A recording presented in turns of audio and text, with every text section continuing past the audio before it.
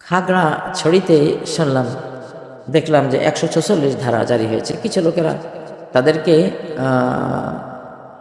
সম্ভবত অবশ্যই এগুলো সব রয়ের কাণ্ড। মানে ভারতের সাথে আমাদের এই মানচিত্র, যেটা 1947 সালে আমরা ভারতকে তার বিশাল অংশ ছেড়ে দিয়েছি, পুরোটাই হিন্দুদেরকে ছেড়ে দিয়ে এই মানচিত্র শুধু মুসলিমদের জন্য নেওয়া হয়েছে। কারো যদি এই মানচিত্রে থাকা পছন্দ না হয়, চলে যান আপনারা, এই মানচিত্র আপনাদেরকে আমরা দেব না, দেওয়ার কোনো প্রশ্নই আসে না। 47-এ এটা ব্রিটিশ সরকার যে ঘোষণা দিয়েছে যে এই মানচিত্রটা এটা মুসলিমদের, মুসলিম উম্মার, এটি মুসলিম জাতির, এটা মানতে হবে। এটা মুসলিম জাতির অধিকার, মুসলিম জাতির মানচিত্র, মুসলিম জাতির ভূমি। এই দেশে যারা থাকবেন অন্য জাতির কোনো আপত্তি নেই। আমরা মুসলিমরাই সবচেয়ে বেশি সহনশীল জাতি, অন্য কোনো জাতিতে দূরে থাকে। একটা কুকুরের উপরেও অন্যায় করার আমাদের ধর্মীয় পারমিশন নেই। একটা কুকুরকে পানি পান করিয়ে জান্নাতে যাওয়ার ইতিহাসটা আমরাই তো বলি, আমাদের ধর্মগ্রন্থ সহিহ বুখারীতে কুকুরকে পানি পান করিয়ে জান্নাতে যাওয়ার ইতিহাসটা লেখা আছে। সেখানে একটা মানুষের অধিকার তো নষ্ট করার প্রশ্ন আসে না। আমাদের ধর্ম কি বলে? ফি কুল্লি জাতে কাবিদিন রতবাতিন সাদাকা, ভিজা কলিজা যার ভিতরে আছে তাকে যদি তুমি খাওয়াও, এখানে সাদাকার সওয়াব পাবে। সুবহানাল্লাহ। তো এটা তো ইসলামের মধ্যে অমানবিক কোনো আচরণ নেই। কোনো মতলববাজরা, রয়ের দালালরা হয়তো খাগড়াছড়িতে এই শয়তানি শুরু করেছে। এইসব শয়তানির কঠিন জবাব দেওয়া হবে। এবার আকাশ আমাদের সাথে আছে, আকাশের সহযোগিতা প্রাপ্ত বাংলাদেশ, 24-এর স্বাধীনতার এই বাংলাদেশ আকাশের সমর্থন পাচ্ছে। আল্লাহ তাআলা স্বয়ং আমাদেরকে মুক্ত করেছেন। আমাদের কোনো সাধ্য ছিল না, আমাদের ক্ষমতা ছিল না, তিনি নিজে মুক্তি দিয়েছেন আমাদেরকে। অতএব আমাদের এই মানচিত্র নিয়ে কোনো ষড়যন্ত্র আমরা বরদাস্ত করব না। কারো যদি এই মানচিত্র পছন্দ না হয়, তাহলে তিনি অন্য দেশে চলে যেতে পারেন। আমাদের এই মানচিত্র ভারতের অংশ বানাবেন, এই কথা এই দেশের এটা পিঁপড়াও মেনে নেবে না, এই দেশের মশা মাছিও মেনে নেবে না।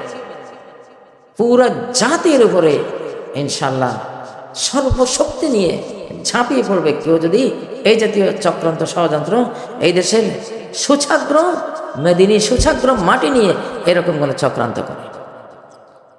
অতএব এটা মুসলিম মানচিত্র, আল্লাহকে সিজদার মানচিত্র, এটা কোরআনের মানচিত্র। এখানে সব জাতির লোকেরাই থাকতে পারবে,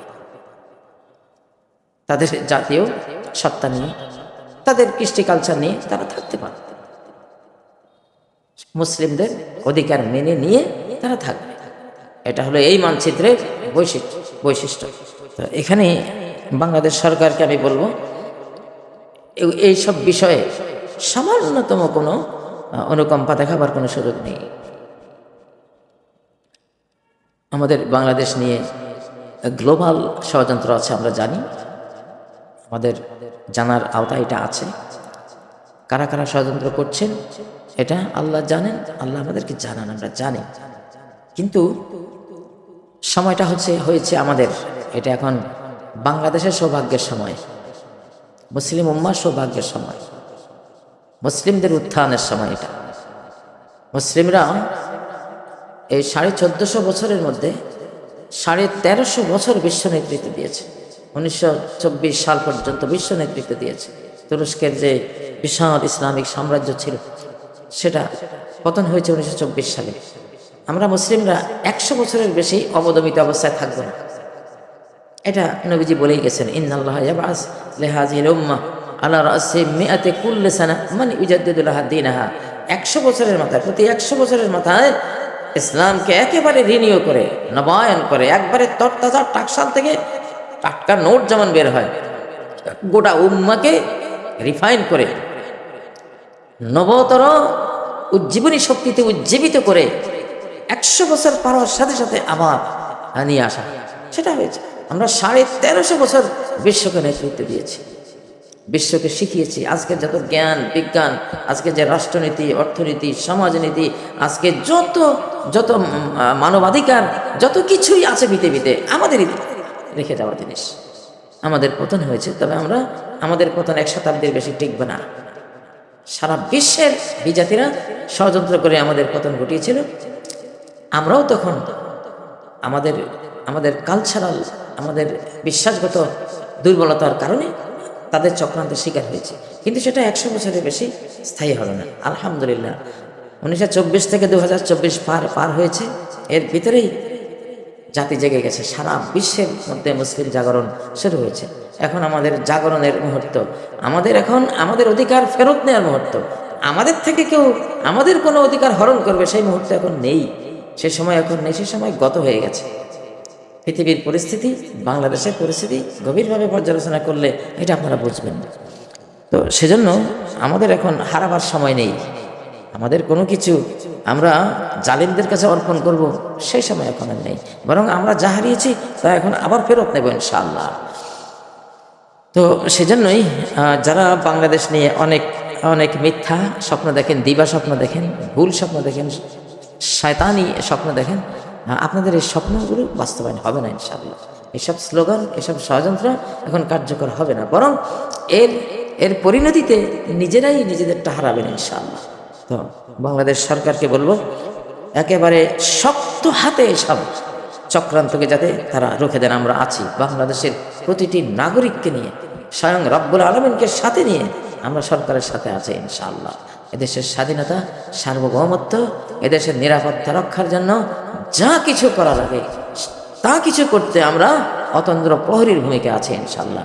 দেশের সেনাবাহিনী, এদেশের নিরাপত্তা বাহিনীর সকল সদস্যের মতো আমরা এক একজন নাগরিকই এক একটা সৈনিক, এই দেশের সৈনিক ইনশাআল্লাহ। বিনা যুদ্ধে নাহি দেব সুছাগ্র মেদিনী, যুদ্ধ ছাড়া দেব না। তবে এটা তো কোনো এক সময় কবি বলেছেন, বিনা যুদ্ধে নাহি দেব সুছাগ্র মেদিনী।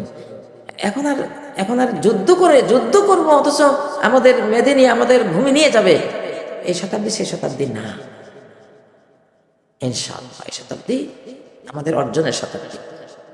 তো সেজন্য এখন এইসব চক্রান্ত যারা করেন তারা যত বড় শক্তিশালী হন না কেন, আল্লাহর কাছে তারা মশামাছিও না। আল্লাহ এখন দাঁড়িয়েছেন, আল্লাহ এখন ভূমিকা নিচ্ছেন তার মজলুম, নির্যাতিত, নিপীড়িত মুসলিম বান্দাবান্দীদের পাশে। আল্লাহর সাহায্য আলহামদুলিল্লাহ আমরা পাবো। এটা আমাদের ভবিষ্যৎ, এটা কোরআন সুন্নাহয় বলা ভবিষ্যৎবাণী। তো সেজন্য আমাদের আশঙ্কার কোনো বিষয় নেই ইনশাআল্লাহ। আর বাংলাদেশের রাজনৈতিক অঙ্গন নিয়ে, রাজনৈতিক পরিস্থিতি নিয়ে তো অনেক কথা বলেছি, সেটাও ইনশাআল্লাহ মাঝপথে কিছু কিছু দোদুল্যমানতা, কিছু কিছু আশঙ্কা হয়তোবা দেখা যায়, কিন্তু একেবারে দিবা শেষে রাস্তার শেষ মাথায় গিয়ে দেখবেন সব কিছু ঠিকঠাক হয়ে গেছে ইনশাআল্লাহ। আল্লাহ আমাদের সাথে আছেন। সুবহানাকাল্লাহুম্মা ওয়া বিহামদিক, আশহাদু আল্লা ইলাহা ইল্লা আনতা আস্তাগফিরুকা ওয়া আতুবু ইলাইক। আসসালামু আলাইকুম ওয়া রাহমাতুল্লাহি ওয়া বারাকাতুহু।